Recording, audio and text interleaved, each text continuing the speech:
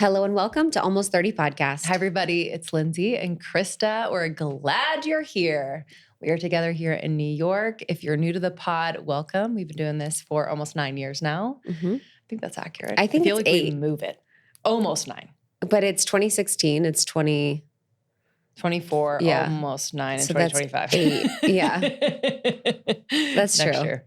I feel like you've been saying 8 for I don't 3 want to years. get it to be longer. I don't it doesn't look, I think it looks less cool the longer we say. Literally.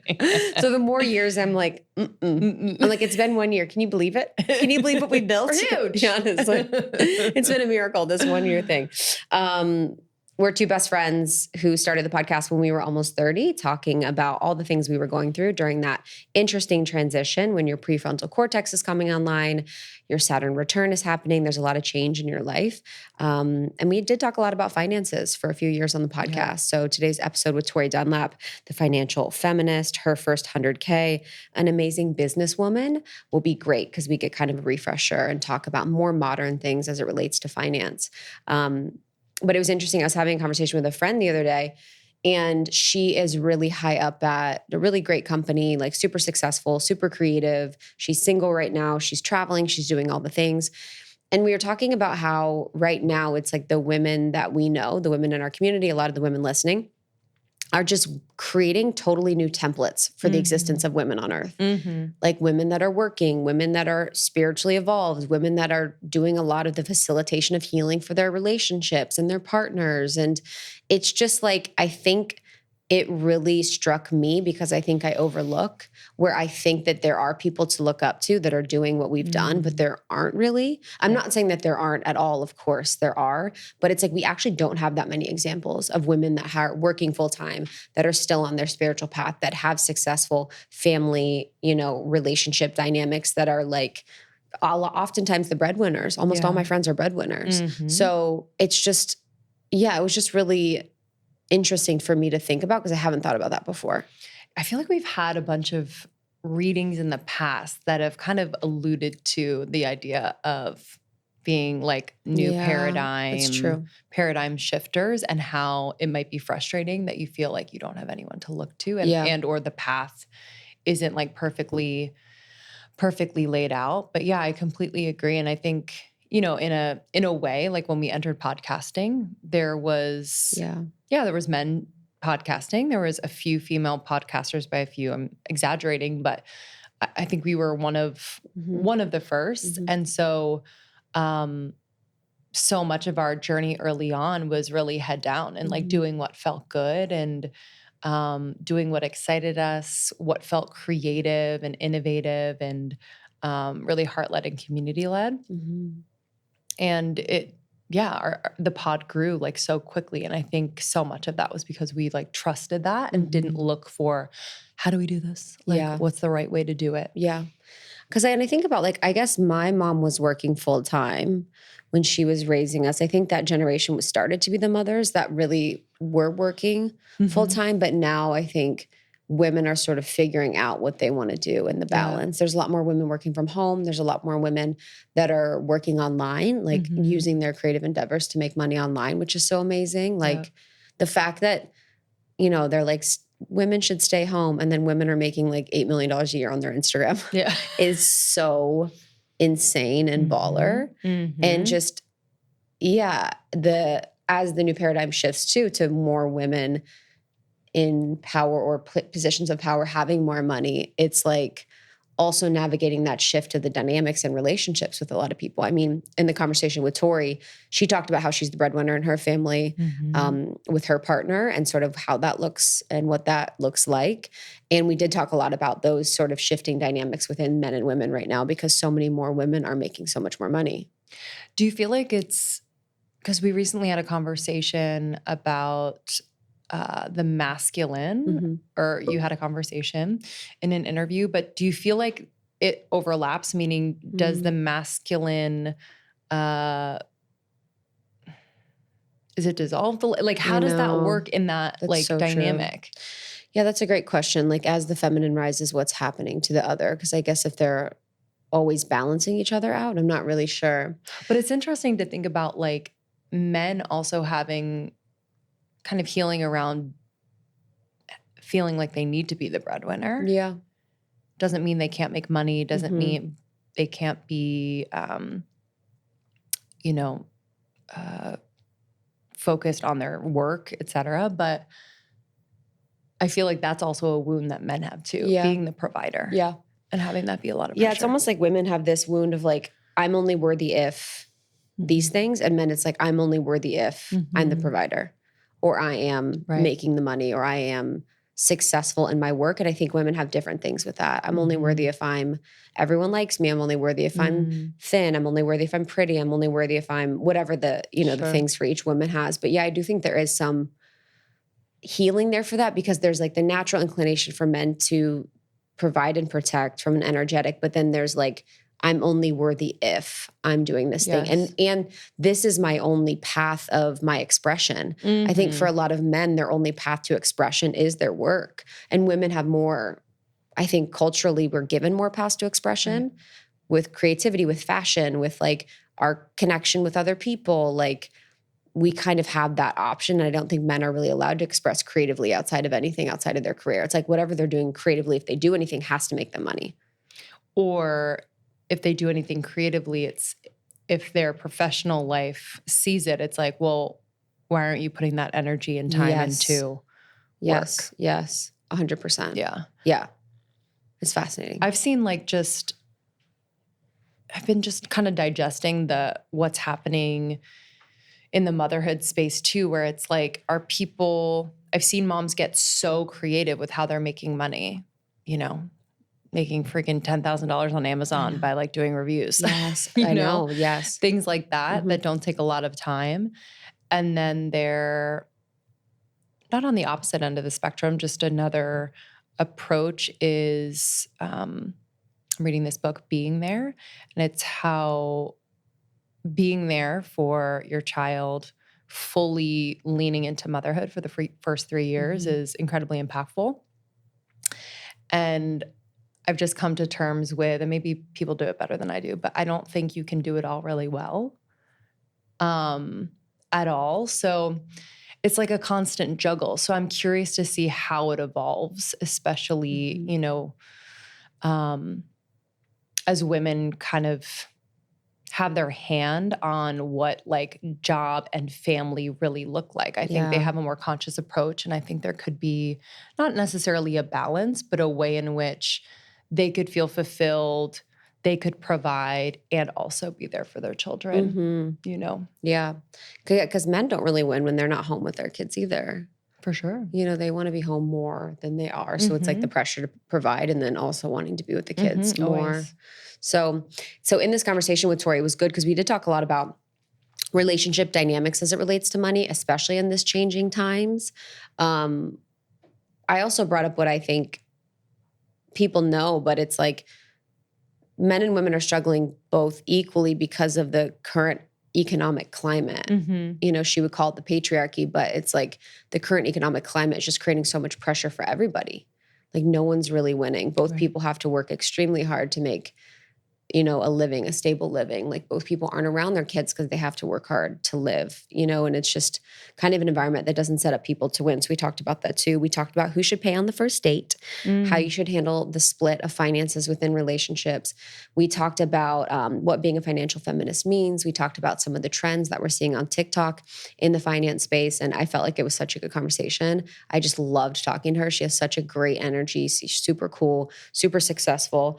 And her company is just incredible. Again, it's Her First 100K, which is a financial education company aimed at young women. And she wrote the book Financial Feminist, Overcoming the Patriarchy's Bullshit to Master Your Money and Build a Life That You Love. You can find her work at herfirst100k.com or on Instagram at herfirst100k. I love Her First 100K. I know, that's how dope. she got that handle. I know. I love. All right. Thanks, Tori. We appreciate you. Enjoy this conversation. If this resonated with you, share it with a friend. This is always a great way to start conversations in your community with friends, family, and to follow us on Instagram and TikTok at Almost 30 Podcast. Yeah. Morning microdose for our clip show. It is 5 to 10 minutes of the best of Almost 30. It is available wherever you listen to podcasts. And we'll see you on the other side. Bye. Bye. Okay, we do Secret Santa in my family, and I have been trying to find the perfect holiday gift for the person that I got. And I realized I was like, wait, duh. The perfect present is the gift of health. And I am going to get this person AG1. It checks the box. It is so incredible. AG1, if you haven't heard about it, is an incredible powder, 1 scoop each day. Benefits of probiotics, prebiotics, and adaptogens. AG1 is incredible at combating the stress of holiday schedules. Sometimes your digestion gets all messed up. Sometimes your energy is low. I feel like AG1 handles all of these things for me. This is a just comprehensive nutritional supplement that is delicious and healthy, and all of the ingredients are of the highest quality. This has been a non-negotiable in my daily routine for over 4 years now. We've been partners with them for a reason for a very long time. AG1 has kept me just regular, energized, feeling incredible through just highs and lows of life, whether it's motherhood or traveling a ton. It is a staple. So this holiday season, as we approach it, try AG1 for yourself or even gift it to someone. It's really special. It's the perfect time to focus on supporting your body with an easy and surprisingly delicious daily health drink. And that's why we've been partnering with AG1 for so freaking long. Every week of November, AG1 will be running a special Black Friday offer for a free gift with your first subscription, in addition to the welcome kit with vitamin D3, K2. So make sure you check out drinkag1.com/almost30 to see what gift that you can get this week. I'm really excited for you. That's drinkag1.com/almost30 to start your holiday season off on a healthier note while supplies last. Okay, we are just about into holiday time. I think that one of my hacks in life is to anticipate these types of seasons where I want to give some really great gifts and do it in advance. So I want to give you one of my favorite gifts to give, and that is comfort. Cozy Earth is one of my favorite brands for things like sheets and bedding and really yummy, cozy pajama sets. And honestly, what is better for the holiday season and beyond? I just got their bamboo sheet set, and my husband and I were like, okay, we're gonna like upgrade our sheets right now. And it's giving luxury. It is giving non-toxic. It is giving comfort. Honestly, every night when I crawl into bed, it feels like I am at my own serene little spa, It's just the freaking best. So these are 100% premium viscose from bamboo. I have a king bed, so they have king size pillows, all the things, like everything is fitted. If you have a California king, if you have a split king, they got you. They have a ton of different colors. I got the white, but they have literally all colors that'll look great in your bedroom. You can also get the bamboo duvet cover. I love a really soft duvet cover. They're just genuinely like the softest sheets I've ever felt. They're super amazing. They have insane reviews on these. So if you don't believe me, there's like over 7,000 reviews on these sheets. You are going to love them. And they also have just incredible pajamas. Like, who doesn't love a pajama set that you can just lounge in anytime? And most people are lounging at home. So these pajamas from Cozy Earth are designed for those moments of relaxation, just making you feel stylish and comfy. I love them. You're going to love them. CozyEarth.com/almost30. Use this exclusive link. You're going to get 40% off. Use the code almost30 at checkout. This is going to be giving the luxury you want to give to people and yourself this holiday season. Okay. CozyEarth.com/almost30. Use our exclusive code almost30 at checkout to get 40% off. That's pretty amazing. And then if you get a post-purchase survey, say that you heard about Cozy Earth from this podcast. It would mean the world. So wrap the ones you love in luxury with Cozy Earth. I'm so excited to have you. Thank you. I feel like we haven't had a money conversation in a long time. And I was so grateful to talk to you before about this because I think there's, from my perspective, sometimes a few ways to go in money conversations. Yeah. And I'm always someone that wants to go to the root, like the reasoning why, the mindset behind things, because we can do, the practices and principles all day. We can tell people what to do. But if people actually aren't motivated to do it, if they're actually not going to do it, if they're going to self-sabotage, then nothing's going to happen. And I find that so much within social media and even the money space, there's so much information available, but it's obviously not getting to the place where people are taking action on it. So I'm excited to talk about mindset and all those types of things. But I'd love to hear from your perspective right now, culturally, or what are you seeing in the world and landscape as it relates to women and money today? It's really funny you bring up the, going to the actionable steps, because I literally say that in my book where I'm like, I can teach you to budget all day long. I can teach you how debt works. I can teach you, what a Roth IRA is and how to invest it. But like, if you don't understand your financial trauma, the narratives you've been believing, what's going on in your brain and body, like as woo-woo as it sounds, like you're going to self-sabotage. It's not going to work. And that was my experience. I used to do one-on-one money coaching with people. I would sit down at the coffee shop and we'd go over, and I was always like, okay, here's how you budget. Cause I would get to, the actionable stuff, which I love. And then they'd come back to me 6 months later and be like, okay, I was good for like 3 months and then I fucked myself over. So I love that we're talking about it. Landscape for women and money right now. I mean, I'm not an economist. We could talk about the economy if you wanted, but it's kind of boring. It's just like everybody feels like shit's awful, even if shit on paper is not that bad. Like you hear a lot of conversation right now of like, okay, inflation's going down, unemployment's down, but I think all of us feel really, really stressed about money.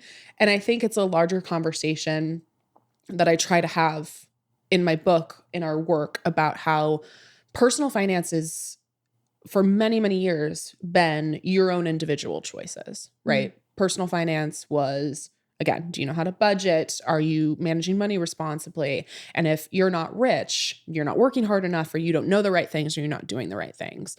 Personal finance, though, is about 20% your personal choices and 80% systemic issues, racism, sexism, ableism, homophobia, $1 trillion student debt crisis, right? Stagnating minimum wages, lack of paid family leave, all of the things that have a much bigger impact on our money than our own individualized experiences. So I think just having that as a realization for people can be so helpful, knowing, oh, this is not all my fault. And these are all things that are also outside of my control. So how do we control the things we can control and start to work to change everything else? I think that's powerful. And that's what I've been thinking about a lot lately.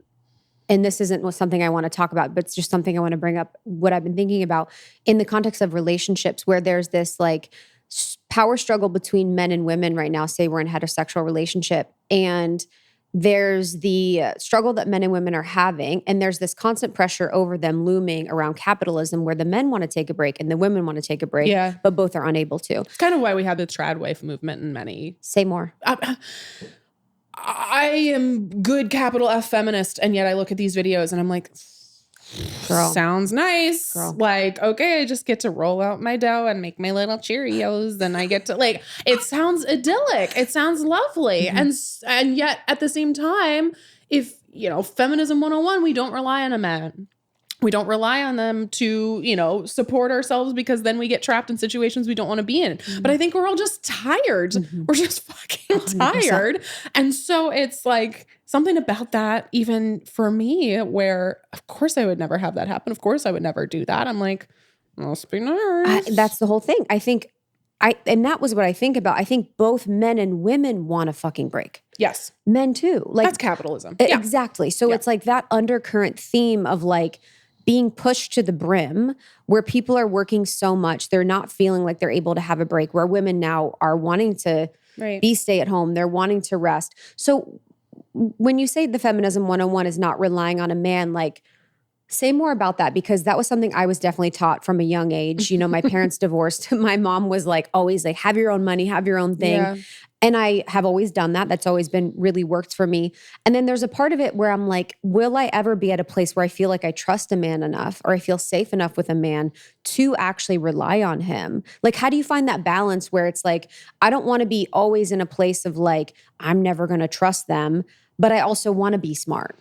I don't think it's you don't trust them. I think it's understanding that you always, regardless of whether it's a romantic relationship or a job or your company, you need an exit. Yeah. You need a fuck off plan, right? And I think we don't want to talk about that because it doesn't sound sexy. It's like, no, I'll love this person forever. But the truth is, it's like, whether it is something as serious as domestic abuse, 99% of domestically violent relationships have some sort of financial abuse tied to them. And when you hear a stat like that, okay, money's control, money's power, money is flexibility and choices and options. So, whether it's something that serious or that intense, or it's just, I want to be able to spend some of my money on things that I find fun, but my partner doesn't get, right? Like you always, one of my only hard and fast rules when it comes to money is you always need some of your own money. You should never completely combine your finances. It's not about trust. It's not about like, oh, if I really loved this person, it would be, it wouldn't be yours, mine. It would be ours all the time. And it's like, no, it doesn't have to be that. And I want to be in a relationship with somebody because they know I want to be there, not I'm forced to be in it because I don't have another option. Totally. So I think that it's not about trust. It's not about, I rely on my partner for many things, and it's not, complete independence and, fuck this person and fuck their needs and like, I'm going to do my own thing. It's more the understanding that both of you need some of your own money for a healthy relationship that is always a choice, not an absolute necessity. I love that. I love that answer. I want to go back a little bit to the mindset piece and then we can talk more about relationship dynamics. But I think the mindset piece is so important. So I've seen that a lot too with the women that I coach, where it's like, we know all the things, but there is something that is stopping us from actually having consistent action, consistent change in our life. So in the case of money, what are some of the stories or what are some of the beliefs that really keep people from feeling financially secure or free? This is my bread and butter. I love this question. Okay, so we all know the first one, which is talking about money is taboo. It's gauche, it's impolite, right? We shouldn't talk about our salary. We shouldn't talk about how much money we have. We are more likely, statistically, to talk about any other uncomfortable topic. We'll talk about sex, death, politics, religion. We'll talk about anything else before we talk about money. But this narrative of talking about money is taboo, it's gauche, it's impolite, it keeps us underpaid and overworked. Because we don't know that Chad, who got hired 2 years after us and, has the same qualifications we do, makes 20% more than us. And not talking about money means that we feel really alone and isolated when we have debt, not knowing that every single person sitting around that table at dinner also has debt and also feels shame about it. When we don't talk about money, we feel all of that emotion of, again, shame and anxiety and fear, as opposed to starting to become more transparent with the people in our lives and with ourselves. So that is just a bullshit narrative that's just meant to keep you playing small. So one of the easiest things we can do to start overcoming that narrative is having conversations about money. Now, it doesn't have to be, like interrogator light, like how much do you make a year, right? What's your exact salary? It can just be like, hey, I feel a lot of, I'm really stressed about paying off my student loans. Yeah. Do you feel that way too? Or I got a raise at work. That's talking about money. Hey, can we go out to celebrate, right? So just starting to incorporate those conversations is really, really crucial. Second narrative that I hate is that money can't buy you happiness. I'm sorry, it 100% can. Like money can buy you safety and stability and ease. And yes, if I expect a Porsche to fix all of my problems, of course, that's not going to work. But for the average person, like money does solve almost all of the problems you have. And I would argue that like choices and freedom and flexibility is happiness. And a version of this narrative that I see for women especially is that wanting money is bad. Yeah. Right? Wanting money, the pursuit of wealth is wrong. It's morally corrupt. It's wrong. I shouldn't want money. I shouldn't want to be rich. And then you feel guilty for it. This one is just so pervasive, especially for like business owners or especially for people who, are trying to go in and ask for more money. I don't want a stack of government issued paper. That doesn't get me anything, right? I want the choices that money offers me and the flexibility that money offers me.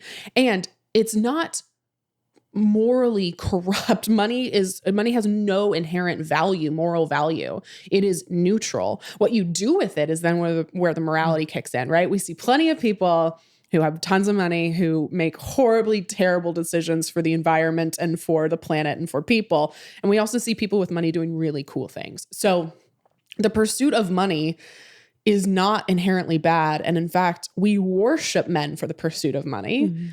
And we actively demonize women for pursuing money. And that is a larger societal narrative where as soon as you start getting financially confident, as soon as you start making a decent salary and negotiating and showing up, the patriarchy panics because it realizes you're no longer controllable.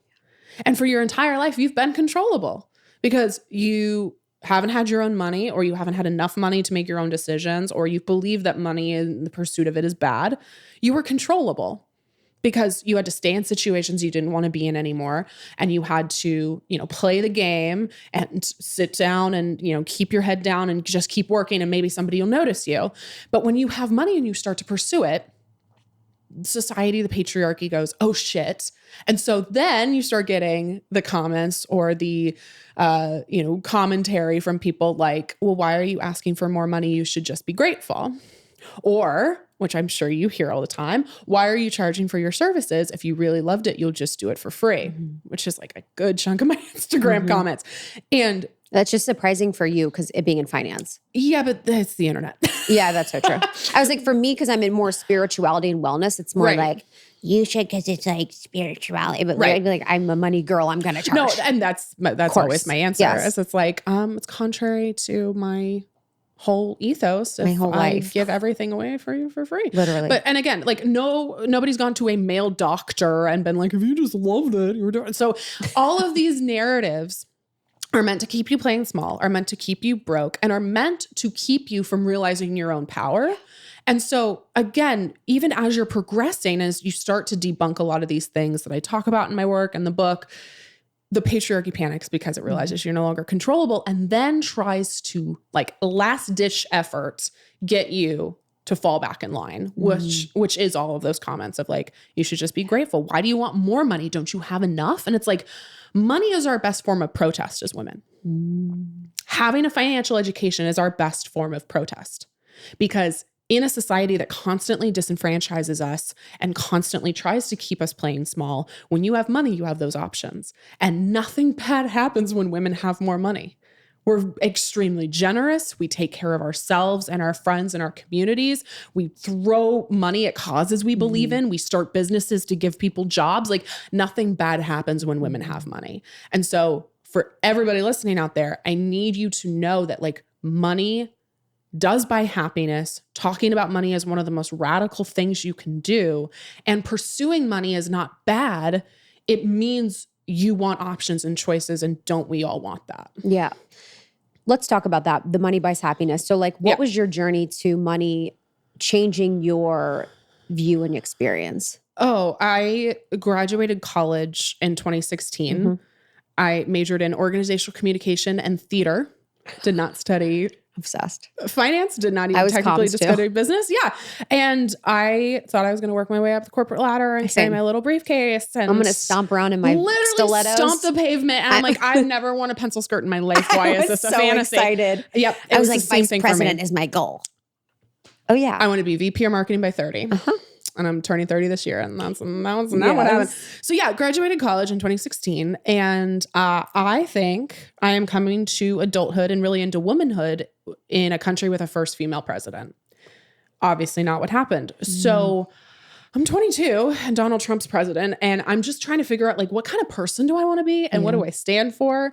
And it really radicalized me. And I was the friend all of my friends were coming to for advice and guidance around money, because I had a really great financial education from my parents. But I thought that was normal, because that was my lived experience. Everybody knows not to overspend on credit cards. Everybody knows how to save money. And of course, I realized that wasn't the case. And so I was the personal finance expert for my other women friends. And as I started doing that, I was also in my own life realizing, okay, I have this emergency fund. It's not a crazy amount of money, but it's like a couple months of living expenses. oh, this job turns really sour and I'm getting weird sexist things said to me and I don't want to be here anymore, great.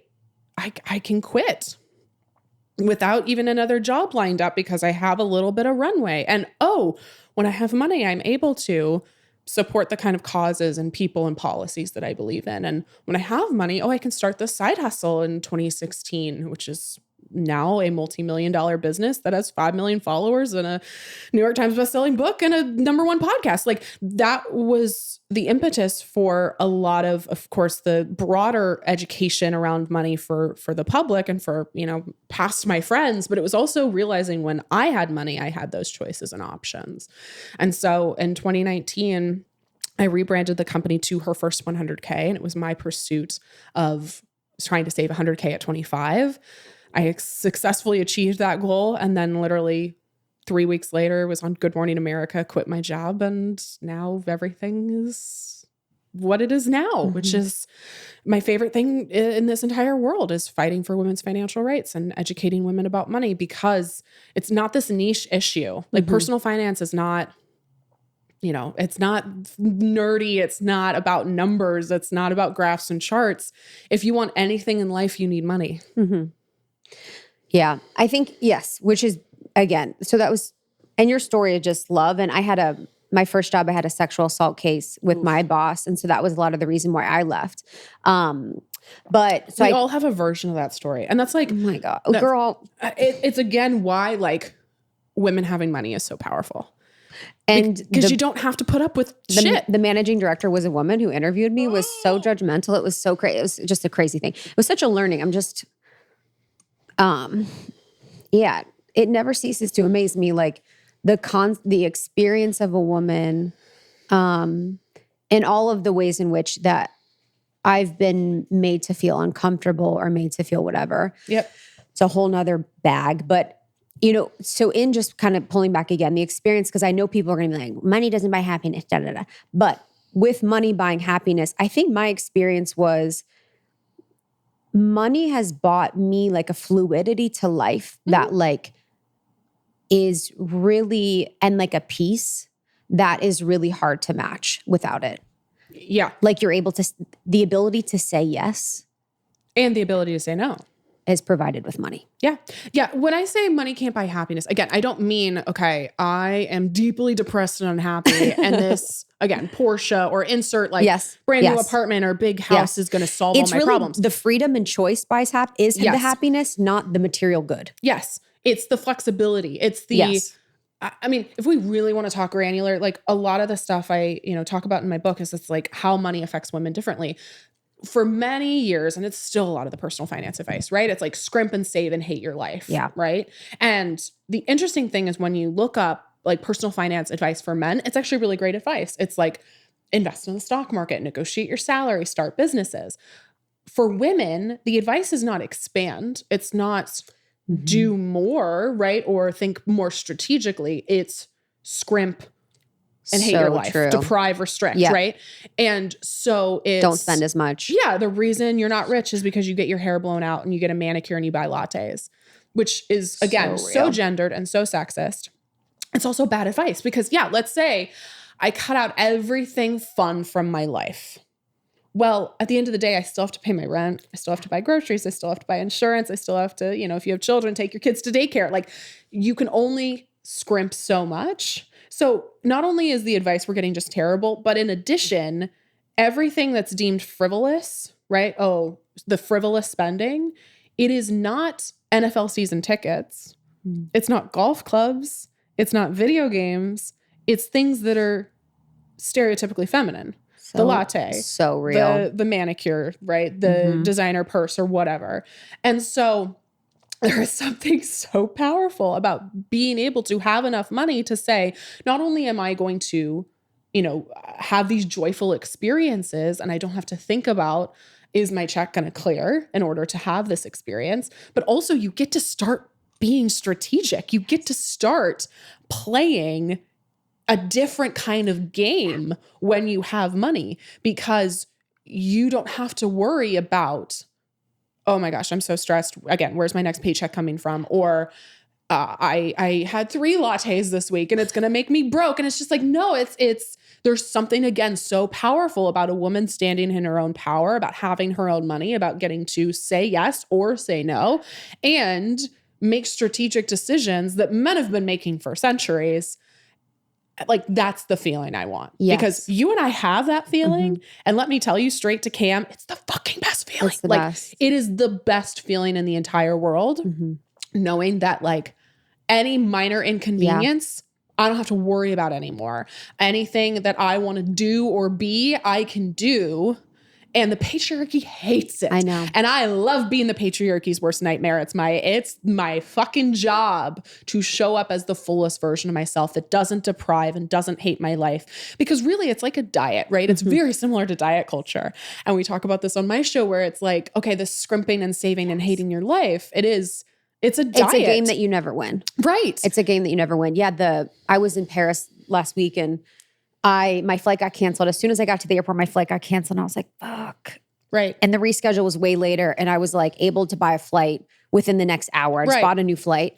Or I'm going to stay at this, I'm going to stay at a hotel. I don't have to sleep in the airport and not sleep well. 100%. Or I think all the time about, when my perfect example of this is a lot of the personal finance advice, again, to save money, is to solve problems that cisgender white men, straight white men have never had to deal with, but that they created. So like the advice was like, okay, don't take an Uber, don't take a taxi, bike to work, right? Or like I'm sorry, it gets dark at 5 p.m. 4+ months out of the year.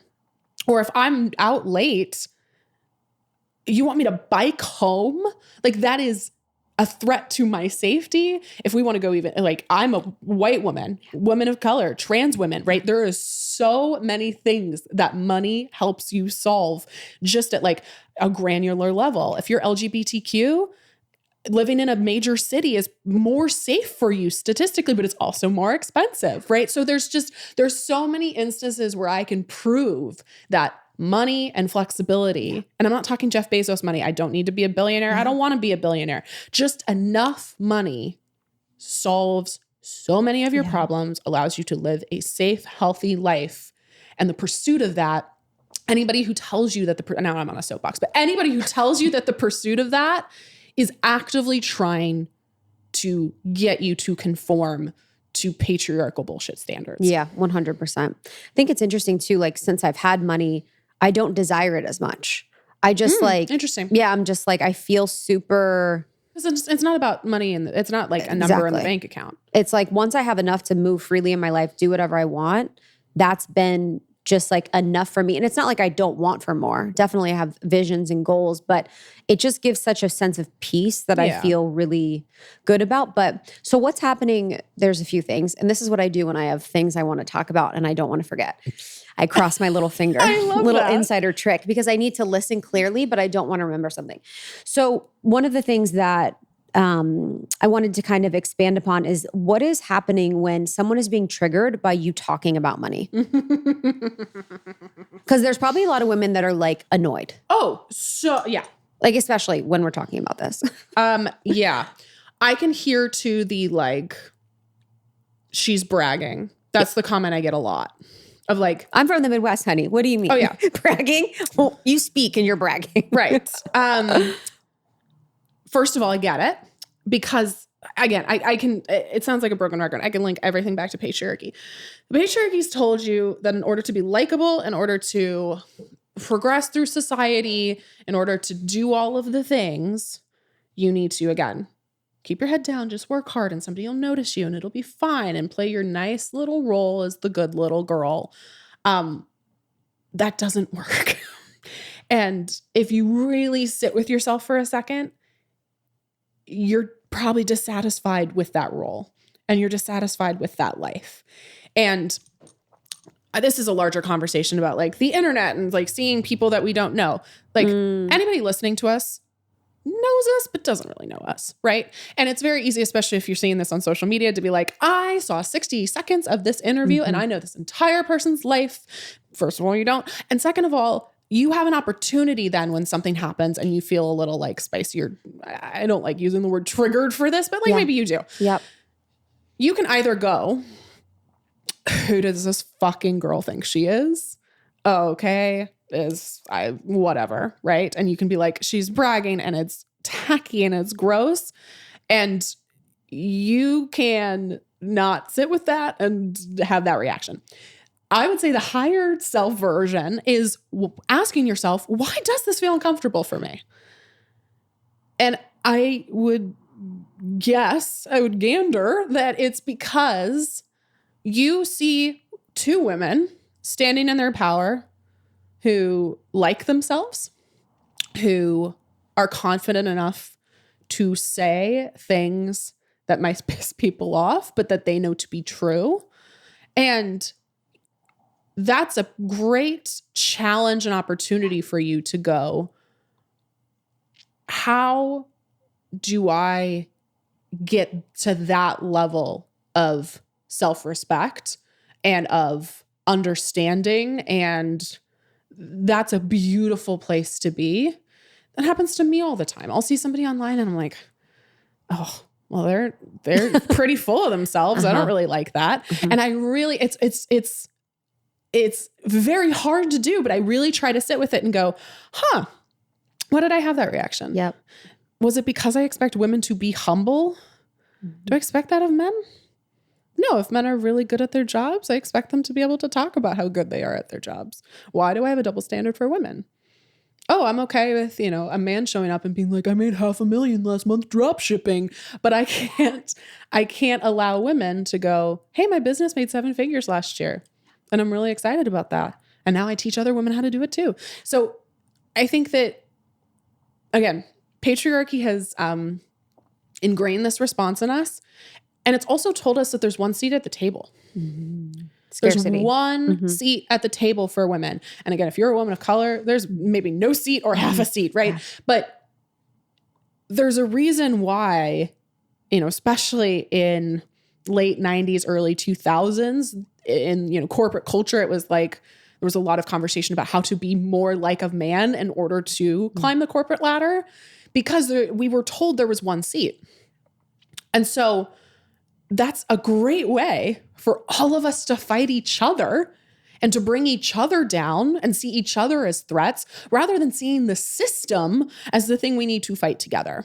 So the quote I start and end my book with is, when you have all you need, build a longer table, not a higher fence. Mm-hmm. And it's this idea of when you're good, when you're financially whole, when you're taken care of, you can not gatekeep and not prevent other people from doing the same thing and not build that fence, but actually not only pull up a seat to a table, but build a whole new table where it is more equitable and there's every seat at that table as opposed to just one. I love that. There's so much there to unpack, and also go to therapy. Yeah. 100%. I think a lot of what I see within the trigger conversation is just, most of it's unconscious. So people are having the experience, but they're not really recognizing what's going on. And I've had that as well. I remember. Yeah, especially on social media, because you're seeing, for sure, 100 videos in 2 minutes and you're just like, oh, hate that person. Yes. Oh, like that person. Yes. That person's weird. Yes. Like, it's just very easy to just have this very quick emotional response that you don't have to investigate because, oh, cute cat video comes right after that video, I'll take that one any day. No, truly. Something with the trad wife stuff that I was kind of, I'm not done with that one, that I was kind of noodling on. I feel like when we talk about the patriarchy, so within the trad wife too, I think there's the experience of a lot of women that are like, this system sucks. I want out completely. And this is my way out. Okay, I am a girl that will not give up bread. I don't think I should have to. I found a brand that I think you are going to love, and it comes at a perfect time, I think, because just having bread for this holiday season, whether it's like putting a bunch of leftovers in a really yummy wrap or having like a side roll with your dinner, is just some of the like little things in life that make me so happy. Hero Bread is the brand I want to talk about. they just do it right. I'm so impressed with the texture and fluffiness and softness and yumminess of their bread. And what's really cool is it's 0 to 1 gram of net carbs, 0 grams of sugar, and it's high in fiber. So they have bread loaves, they have buns, Hawaiian rolls, which are my favorite. Second favorite, they're tortillas. They're flour tortillas made with olive oil. But you are going to freak out. Honestly, I freeze the Hawaiian rolls, like eat most of them, and then I freeze the rest just so I have them for a long time. But this brand is just incredible. I'm excited for you to try. This is the perfect addition to your holiday meals. Hero Bread is offering 10% off your order of their new recipe. Go to hero.co and use code almost30 at checkout. So that's hero, HERO.co. And the code is almost 30 at checkout to get 10% off.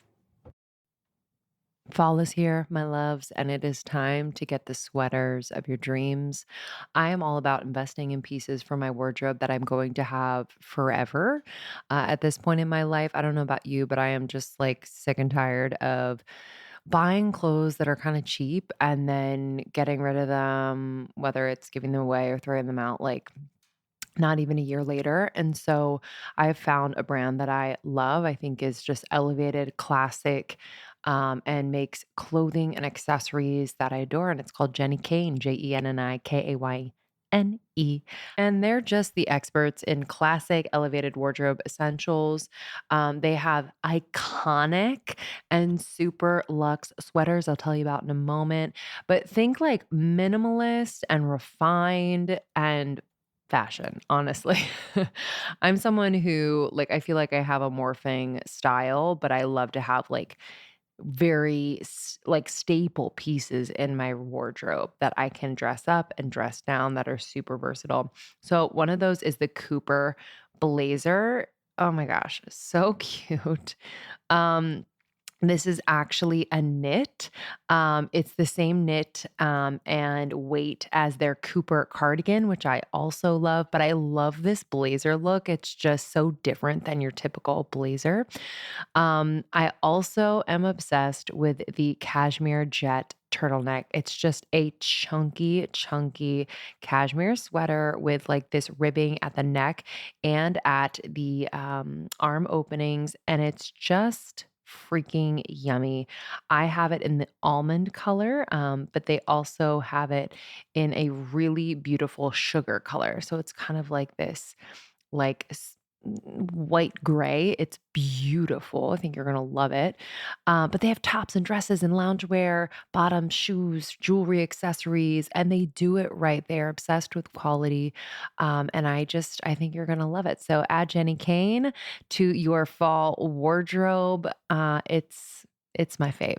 Find your new uniform at jennikayne.com. Our listeners get 15% off their first order when you use the code almost30 at checkout. That's 15% off your first order at JENNIKAYNE.com. Promo code is almost30.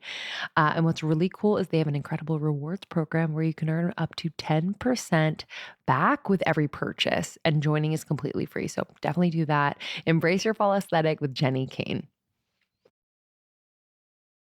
So I want to hear what you think about that, obviously, because you have a thought. I do have a thought. Can you tell my family? Yeah, my girl has the mic on. Here we go. My girl has feelings. You're like, put a muzzle on her. I need to answer. Okay, I want that. And this is parlaying into it's the same type of question, but I just want to expand. So those women want to eject from it.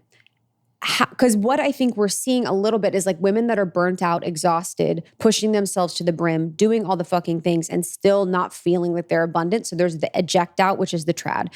So say more about what you want to say. Where do I start?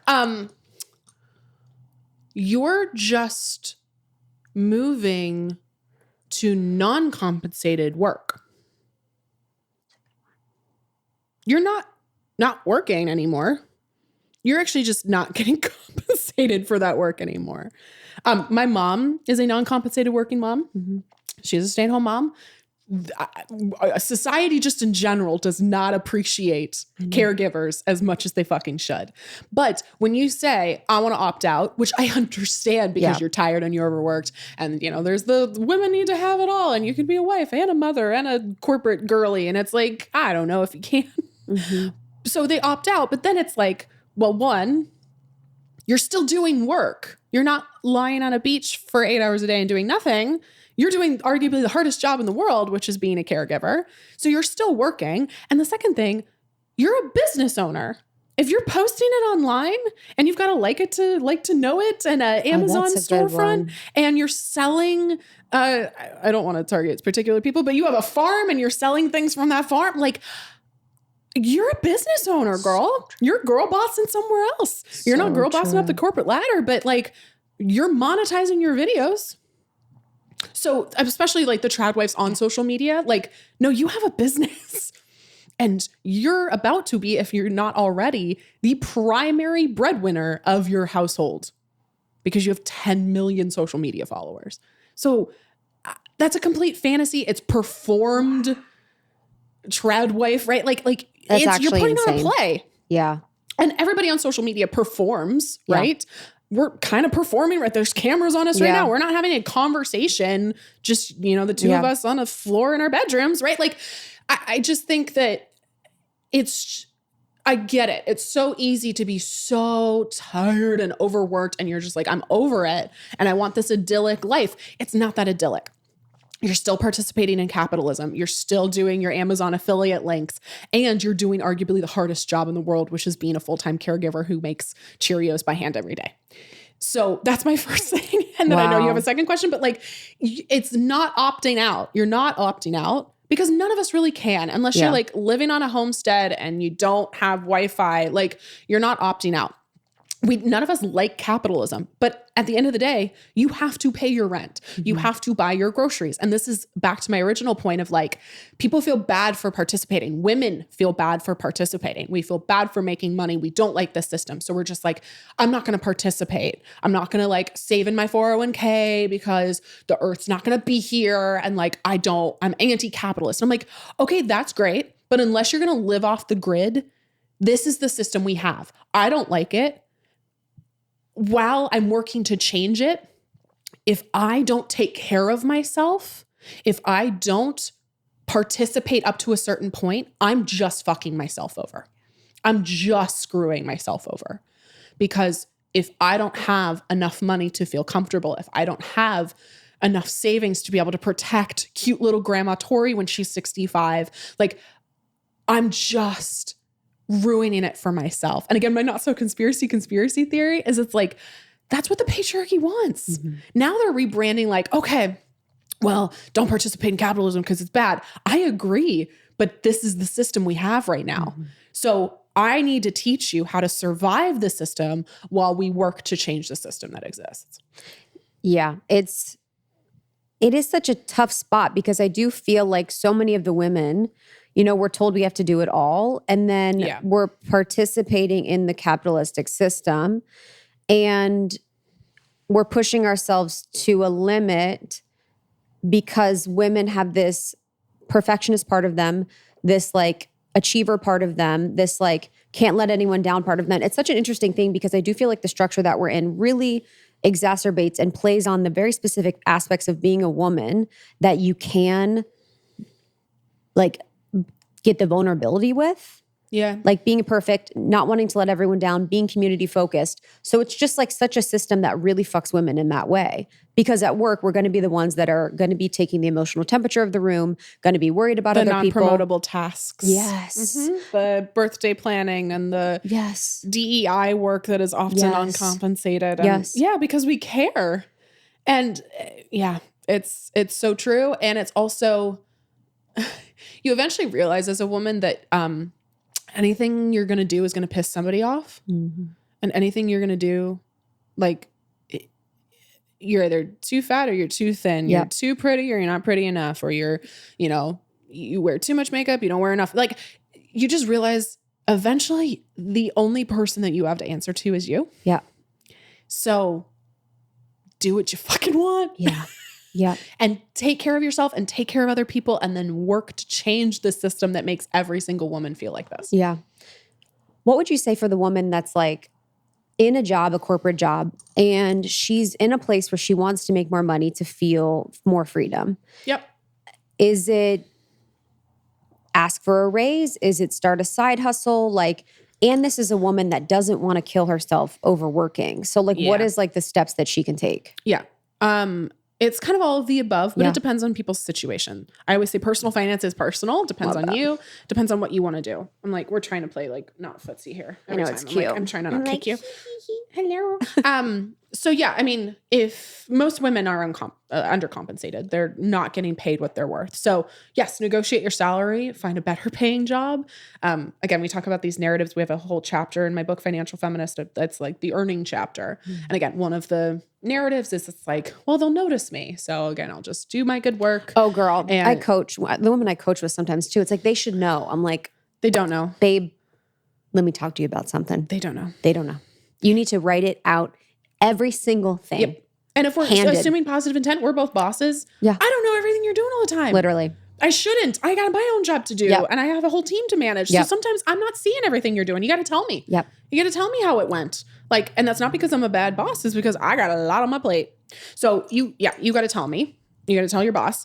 You negotiate your salary, find a better paying job. That's the other thing, is it's like, this is as good as it's going to get. That's one of the narratives I talk about, which is like, you know what? My job's fine. It doesn't pay that well, but like I have, okay, PTO. I only get 10 days a year, but like, it's fine, and it's, do you want a life that's fine?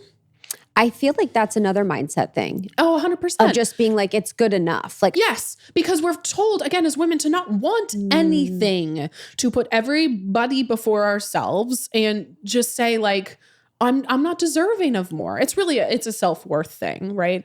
I don't deserve this job and there's no way I can get it. And I'm like, no, you 100% can. And so, if you do have flexibility for a side hustle, it's how I started my business, was, doing it on the side because I really loved it and, did good work at my 9 to 5, but was really focused on growing the business on the side. And, I did bad work at my 9 to 5, but grew the business. Yeah. My work was fine. It was good enough. I was not the best. Yeah, it was good enough to get me by while I did the thing I really wanted to do. Mm-hmm. And I think I talk about this a lot. And again, a huge chunk of my work is, about how do we invest? How do we pay off debt? How do we save money? How do you negotiate your salary? But at the end of the day, and I would love to hear your perspective on this, I think you'd probably agree, I went from 100K at 25. Saved, right? Saved. Okay. Yep. It was like total invested and saved and everything, to being a multimillionaire at 27. Mm-hmm. So in the span of 24 months, 100K to multi-millions. The reason that happened, yes, I was investing, I was budgeting, I was doing my financially responsible things. The reason that happened as quickly as it did is because of entrepreneurship. Mm-hmm. And I'm not saying every single person out there has to be an entrepreneur. It often gets glamorized. This is a very, very difficult job. Yeah. And also, it is a lot of women's path out. It is a lot of women's flexibility and freedom to not have to make somebody they don't respect rich and deplete themselves trying to climb a ladder that doesn't actually support them or advocate for them or see their career growth. So I don't know your feelings about that, but like entrepreneurship's been massive for my personal finances and for everything else in my life. I'll say I think it's a personality type. Yeah, for sure. But for me, that's what I remember. I was in management consulting before, and I remember like my first year's pay, getting my raises, Yep. And I was like, wait, so how long till I'm making 150K? I was like, years, what? And I was like, what? Wait, how are people making millions? Like, right.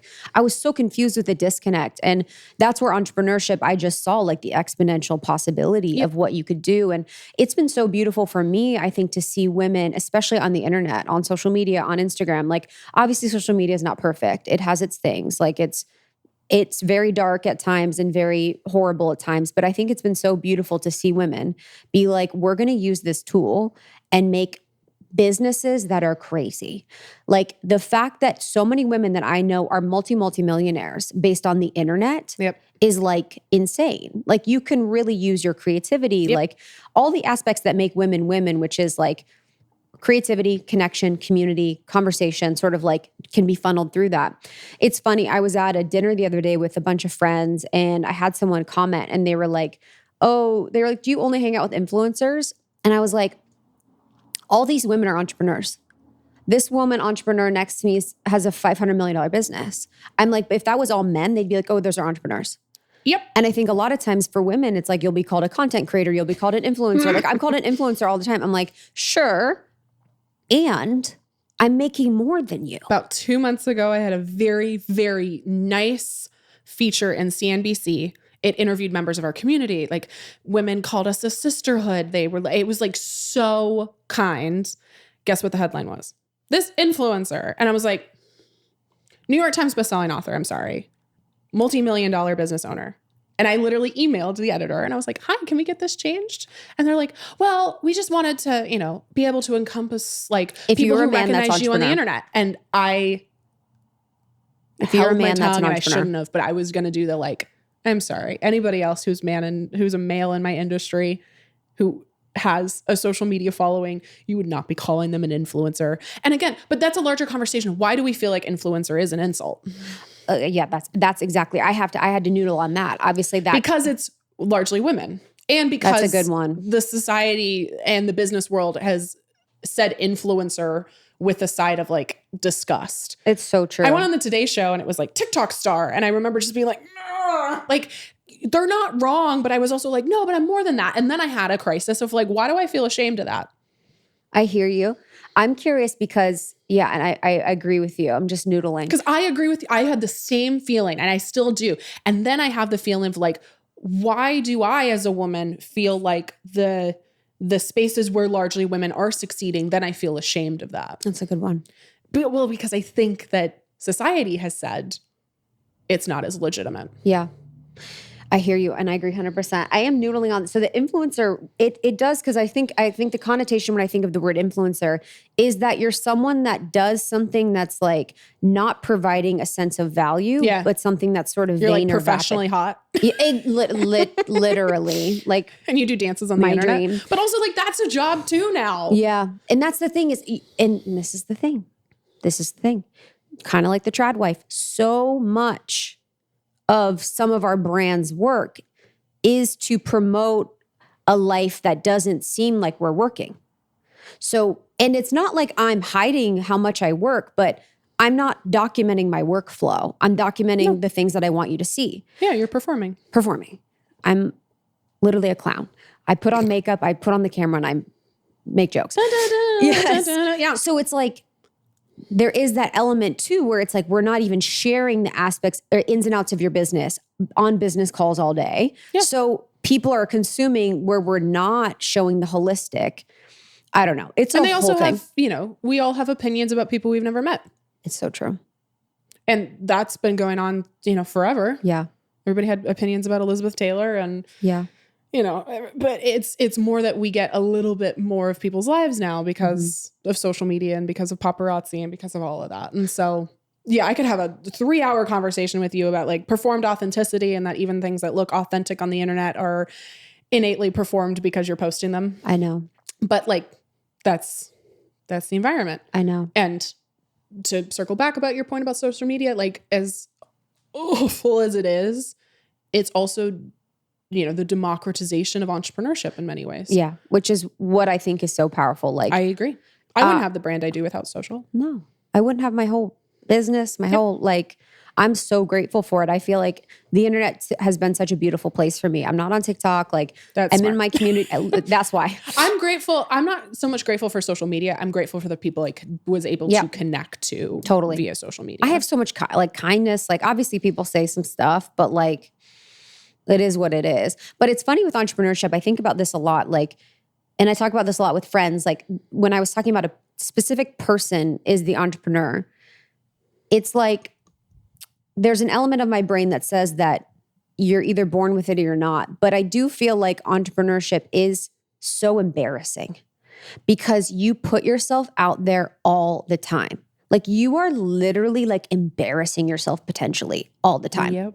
And I think a lot of people are not ready for that. Like a lot of people can't handle that. Like we've done stuff that has not worked. We've done stuff that has worked, obviously, but it's like so many people are not okay with being embarrassed, putting themselves out there, like doing all those things. Yeah. Cringe. Exactly. A lot of people asked me as I progressed in my childhood and then in college, what are you going to do with a theater degree, Tori? And I'm like, make a bunch of money. Like my theater degree, I feel like is the reason I'm a good entrepreneur. And I have so many friends who are entrepreneurs who have some sort of like arts background because it makes you resilient. The amount of times I've had to hear the word no and keep going anyway, or the amount of times I could give you 10 auditions right now that I absolutely bombed that are some of the most embarrassing moments in my life. I love that. Like starting at age 7, I could tell you, I tried to sing this song. Literally, I auditioned for Fiddler on the Roof Community Theater. I was about 8 years old. My voice, nothing came out. Clearly, I still remember, right? It's like, my body flooded in sweat. Yeah. My voice, nothing came out. They tried it again. They played the song again. Nothing came out. I still remember it. And guess what? I had my cry session. I had my emotion. And then a couple weeks later, got back up and auditioned again. That resilience is what makes me a good entrepreneur. And to your point of like, you're going to have to show up and you're not going to know all the answers to the questions you don't even know either. And I feel like that is the thing. And I'm going to look straight to camera. That is the thing that's keeping you from becoming an entrepreneur. Like, because you feel like it has to be perfect or nothing. I have to have the brand color and the logo and the perfect website and everything that's ever going to happen in this business. Even if it's 5 years later, I have to know the answer to right now, even if I don't know the question yet. You will figure it out as you go. You will figure it out because that's what we've all had to do. I didn't have all the answers. Nobody does. Even people who, are the most celebrated business owners, they have never had all of the answers to the questions they didn't even know to ask yet. Yeah. So it's the same thing with money. You feel like, okay, I can't invest yet because I don't know every single thing about the stock market, or I've spent 2 hours researching the right bank account as opposed to just picking one and then moving on. You just have to get started. Imperfect action is better than inaction every single day. Yep. And I think especially with entrepreneurship, it feels so intimidating because you're looking at Mount Everest and you're like, how am I going to climb this thing? And I'm like, one step at a time. Yeah. And I hope we all build Mount Everests. Like that's the goal, but you don't build the mountain until you start climbing it. Like you don't realize the mountain, nothing happens unless you actually get going. That's the biggest way I see people self-sabotage is they'll like look at the end product of someone that's way too far along on the path and be like, well, I'm not, like they'll make either their goal really big or they'll be like, because they're very ambitious. I did the same thing. Actually, we were talking about Jenna Kutcher before, who's now like a friend and a colleague of mine. Best. And I literally looked at her business, in 2017, 2018. And I was like, I want that. Mm-hmm. I can do that. Why is it not happening? Yes. Like, why is it not happening quick enough? And, everybody looks like an overnight success because you discovered them last night. Yep. I remember it was maybe 2 years ago when we were together and she was like, yeah, I've been doing this for like 10 years at that time or 7 years. I was like, thank you for saying that. Because I found her, further along than those years. Right. And was like, oh, wait, I needed that reminder of that.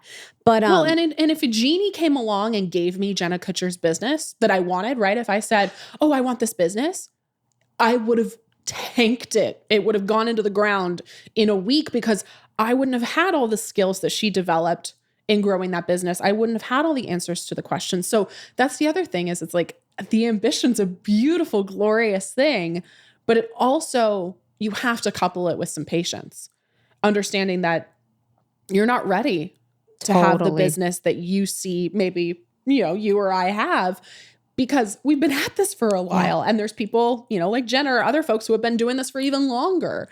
So that's a huge part. I think all the opportunities I've been having, I always think about this with speaking. So I do speaking a lot and it's like, yep, me too. The rooms that I'm in have been a match for what I'm capable of. If I was like speaking early on and I was like, okay, put me in a room with 2,000, I wouldn't have been able to hold and do a good job to get me booked again and again and again. Like you always are sort of met with the match of the next step that you should do. Yep. And if you're given the even with podcast guests, like say I would have had the biggest person I would ever, like Glennon Doyle or something on years ago, you know, if she was on, My queen. she was on like 2 years ago.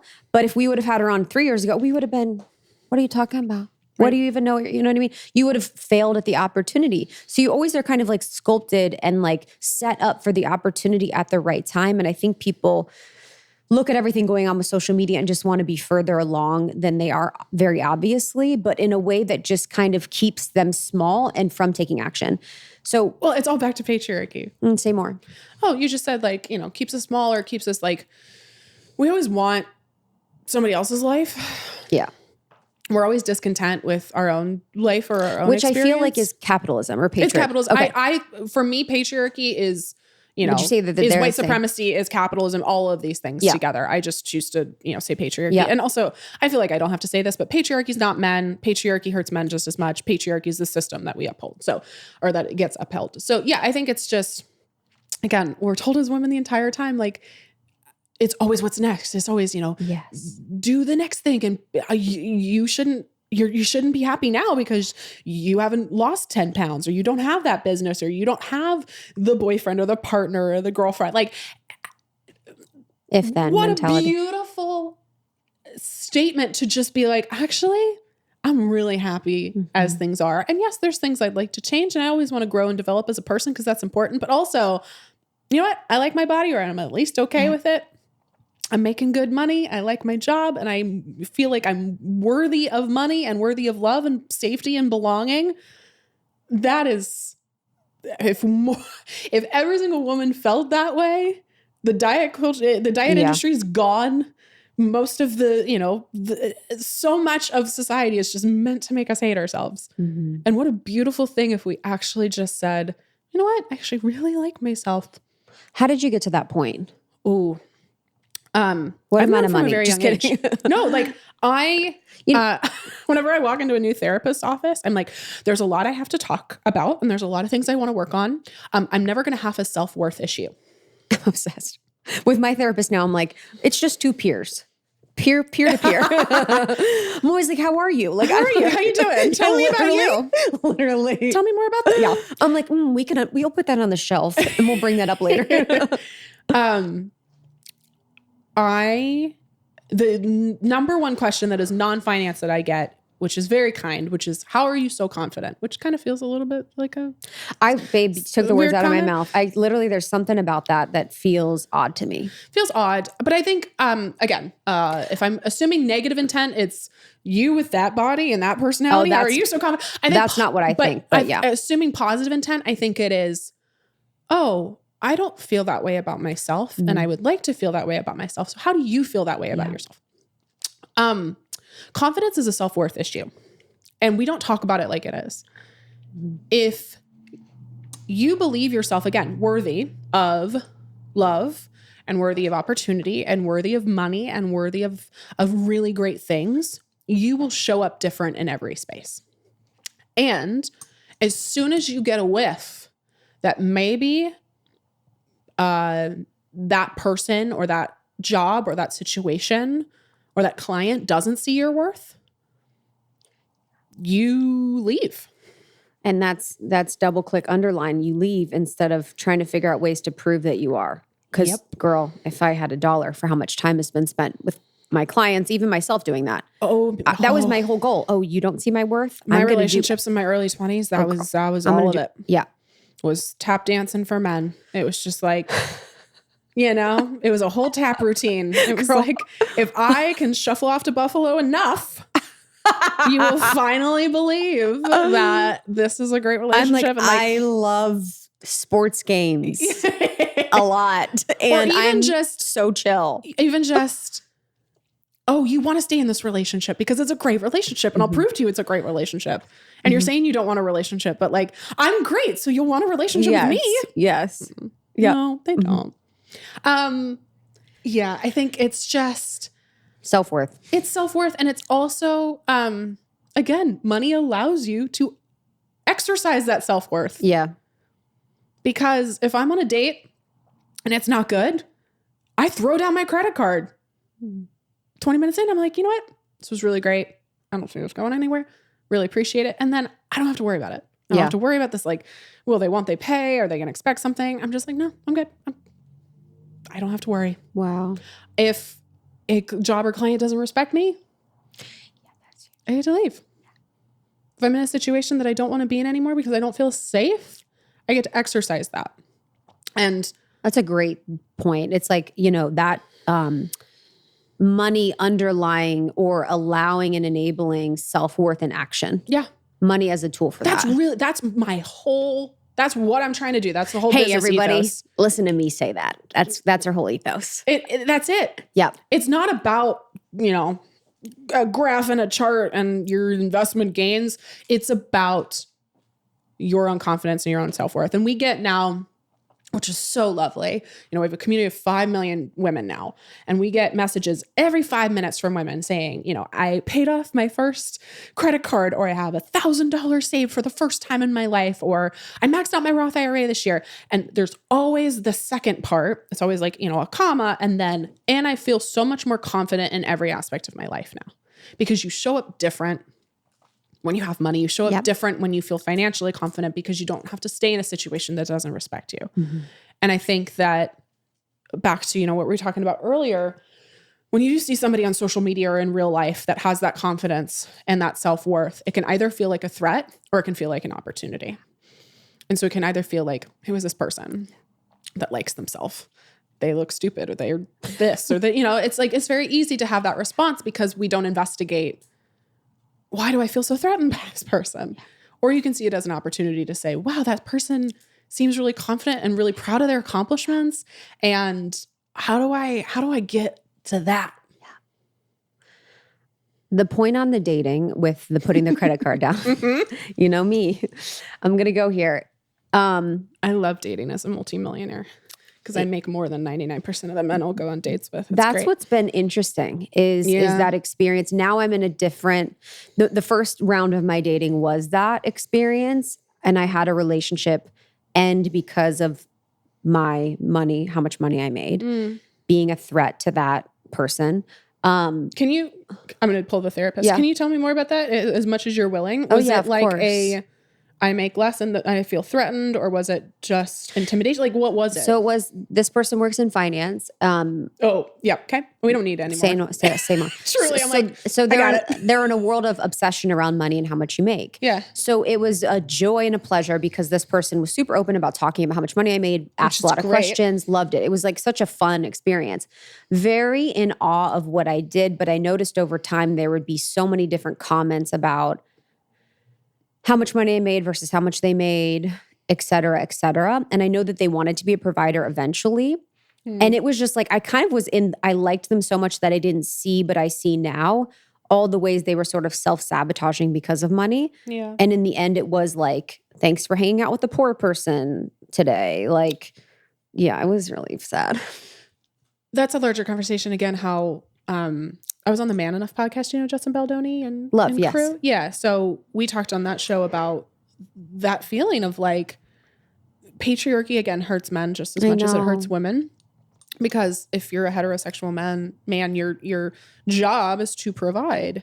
And so if you do see a woman who doesn't need saving, doesn't need providing for, then there's this crisis for you of going, well, then what is my job?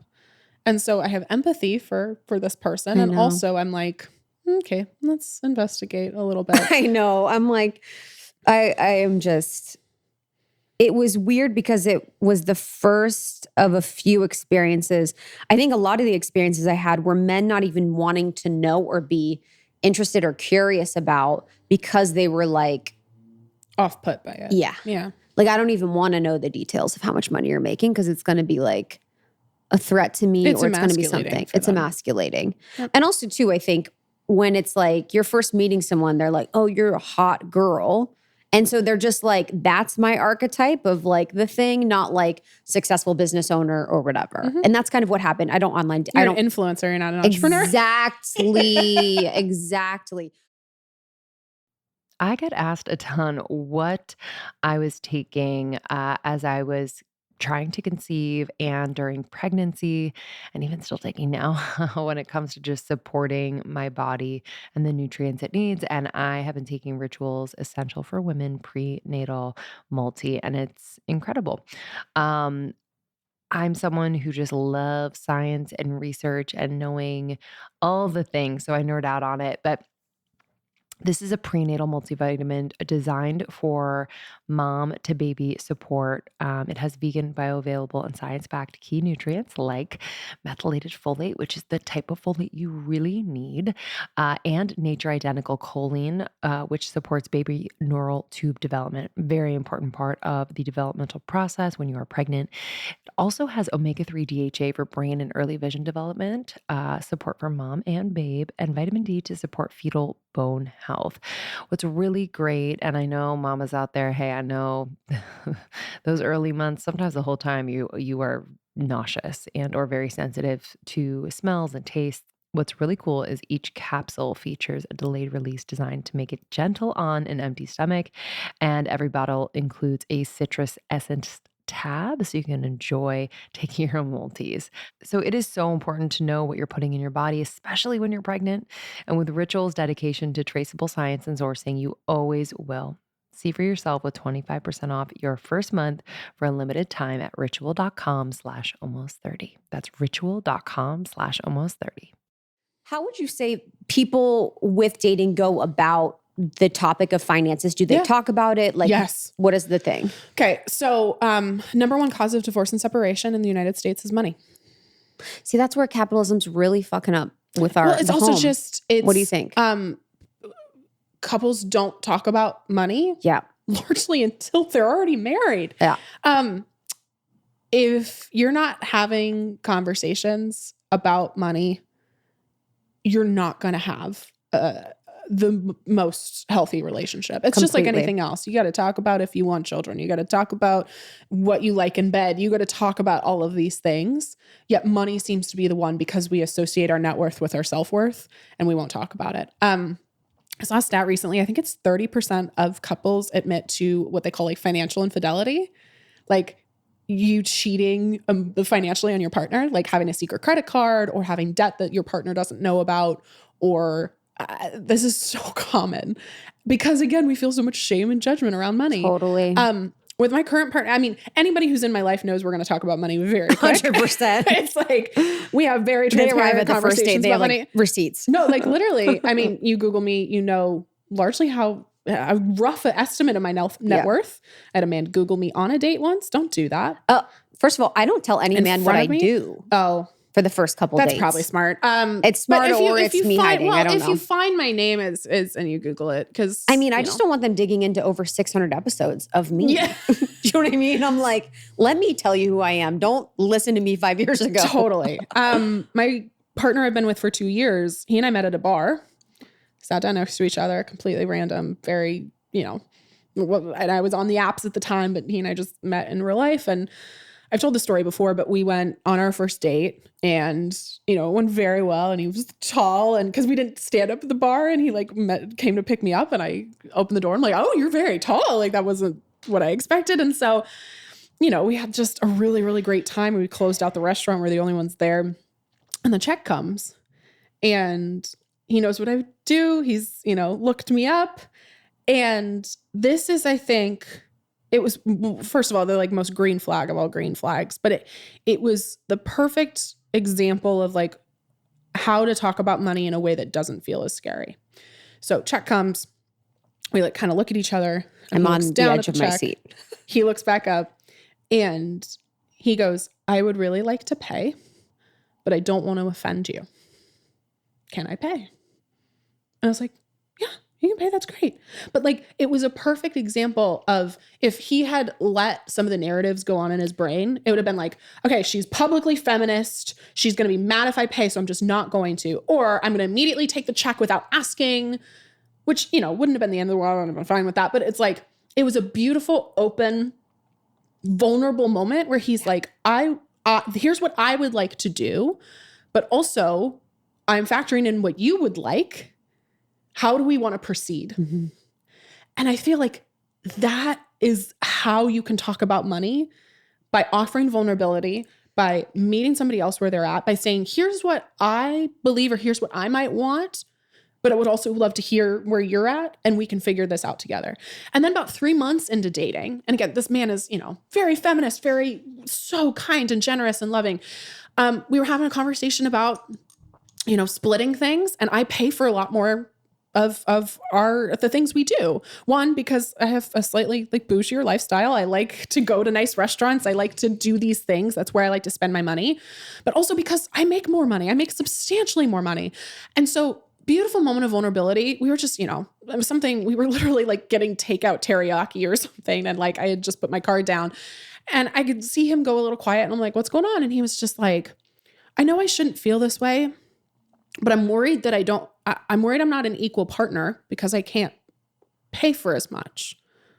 And that makes me feel weird. And it makes me feel a little bit weird as a man, because I know I should be providing. Just the vulnerability of that was massive, right? Huge. And then I just said, I'm not asking for an equal partner. It's also important. He's the I statements. Yes. I'm feeling this way. Yes. I'm noticing this. And also with I feel weird that I feel this way too. And the acknowledgement of that. Because most men are in their shadow and are like, yep. Then get funky. Yep. So I'm like, I'm not looking for an equal partner. I'm looking for an equitable partnership. Because let's say we live together. I'm not going to ask you to pay for half the rent. You don't make enough to do that. That doesn't make any sense. But then we have a conversation of, is it, 70-30? Is it 60-40? What is that? And I think that's the other thing too. And I know we talked offline about this before we started recording of, a lot of the conversations about money, especially if, a woman is making more than her partner, and a man, might feel weird feelings about, wanting to provide. We're looking for equity, not necessarily equality in that way.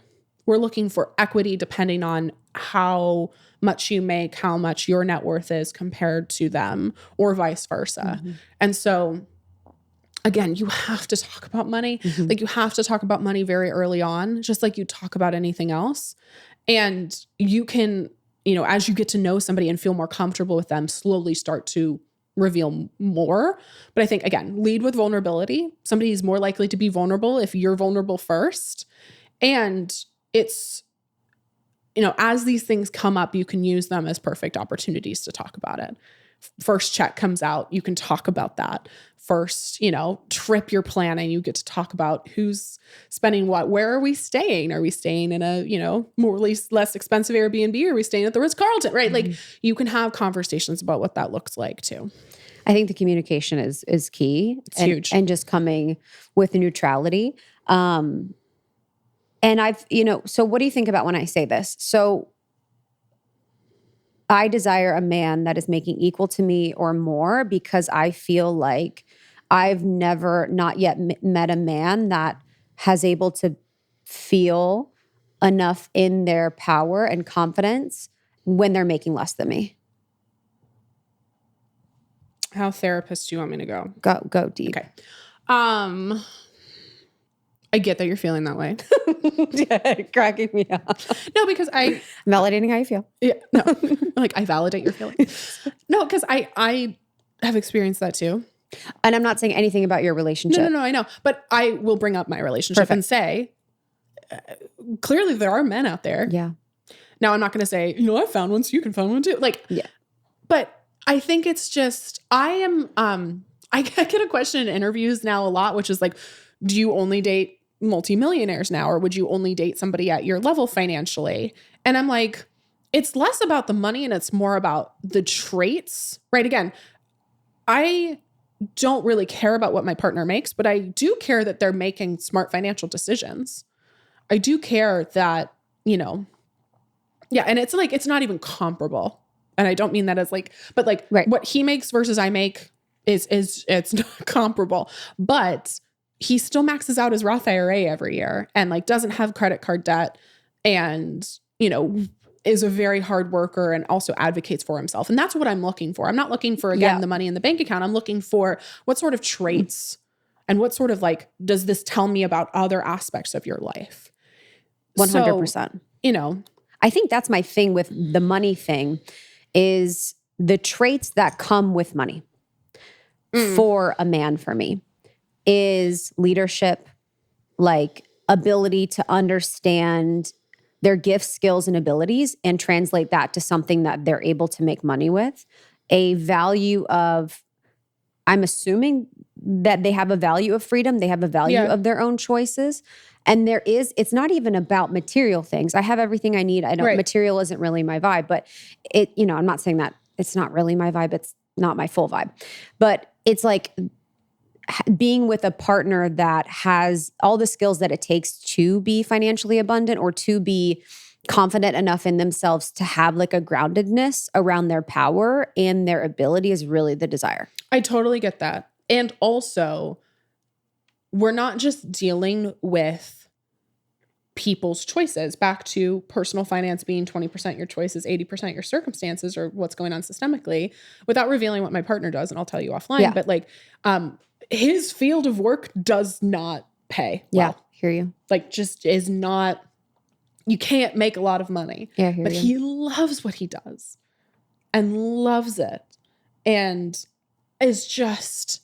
That's the thing that he loves to do. Yeah, that's huge. And so I feel like because there is like the financial guy making buku hates their life. Right. It's like which one it's not like you have to choose, but there's options there. Right. And I feel like, I want to challenge you a bit of saying like, okay, there's certain traits of like people who, understand and know their power and know their skill set. I feel like there's only so much that you can control in that, right? Mm-hmm. Back to our original point of like, 20% you can control, 80% you can't. So, again, I'm reflecting, I'm looking through the lens of my own relationship. Yes. And I will fully acknowledge that. And I'm looking through the lens of my own brain. Yeah. But, okay. So how can that be empowering for people? The 20%, 80%. Yeah. So you control what you can control and then you work to change everything else. So we learn how to budget. We learn how to invest, and especially for women, we didn't really touch on it, but I know you have previous episodes about it. You need to invest. It's not enough to just save your money. You need to be putting it in the stock market. And again, shameless plug, we got a book and podcast to teach you how to do it. But that's the 20% you can control. And then once you're stable, once you're content, once you have, all you need, you build that longer table. So you don't gatekeep, you don't hoard. You start saying, okay, how can I start a business that employs people and that changes people's lives? How can I donate to causes I believe in? How can I support the kind of policies I want to see? I'm an angel investor now. Like, I invest in companies and entrepreneurs that I love. You see so many women, especially right now, like investing in women's sports. Like, that's so fucking powerful to be able to say, you know what? I have some money. I have some influence. Let me start throwing money at causes. Let me start investing in, women-focused activities, women-focused brands, women-focused organizations. That's how we start to change everything. Yeah.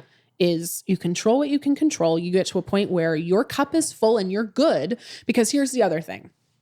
Women, we're very self-sacrificing. We're very altruistic. And we give way too much of ourselves before we're actually okay. Like, make sure that you're good. That is your act of protest. Make you living a full, healthy, stable life where, again, you don't have to be in situations that you have to be in rather than situations you want to be in. That's your first job. It's not to take care of other people. It's not to give away all of your money to other organizations. It's to take care of yourself, because you whole and happy and healthy are going to be way more productive to the overall movement than you depleted and hungry and sad and tired. So that's your first job. Control the 20%, get to a point where you're stable, and then we work to change everything else. I love that. What are 3 things that someone can do today to help their financial future? Yep. You're going to automate your savings. You're going to set up an automatic transfer from your checking account to your savings account. It's going to happen on autopilot without you even having to think about it. And it's what we call in the industry, like paying yourself first. A lot of people wait to the end of the month to start saving, and then they realize there's nothing left over. So we're going to automate our savings. You can do this through your payroll platform at work or through your bank. So every time you get paid, percentage of your paycheck, or like $100 a month, whatever that looks like. So that's the first thing. Second thing is you need to start understanding, where is my money actually getting spent? And does it actually reflect my values? So we have a whole exercise in my book that talks about value categories. It's the 3 areas in your life where you get the most joy. That's where the majority of your discretionary money should go. So for me, it's travel, food out, and plants. So many plants. I love them. They're my favorite. And that's where the majority of my money goes. Yeah. And I spent pretty unabashedly in those 3 things. And then I don't really spend money anywhere else. So that's the big 2. And the third thing is I need you to start investing. And again, it doesn't have to be perfect. It just has to be now, because time is more important than the amount of money when it comes to invest. So I have a program that we call Stock Market School. It literally not only teaches you how to invest, but is actually an investing platform where we've built you the place that's no jargon, no Wall Street Chad bros and Patagonia vests, none of this like graphs and charts that you don't know how to read or what to do. So we've built all of that for you. But I think there is a narrative that like, oh, I need to be a thousandaire. I need to have multiple thousands of dollars to get started investing. You don't. You just need to get started now, because time is something you can't get back. Beautiful. Where can people find you? I'm at Her First 100K on all the socials, herfirst100k.com. And my book and podcast are called Financial Feminist. Amazing. This was so much fun. It was just a fucking blast. I'm so grateful. Back anytime. All right, guys, we love you so much. We'll see you in the next one. Bye. Thank you so much, Tori. Again, that was Tori Dunlap of Her First 100K. Financial Feminist is the book. And you can find her online at herfirst100k.com or herfirst100k on Instagram. All right, y'all, we appreciate you. Thank you so much for subscribing, rating, reviewing. It really means a lot to us. Make sure you're following on Spotify. You are subscribed on Apple Podcasts. That really helps us bring on guests that you all love. And we'll see you on the next one. We love you guys. Bye. Bye.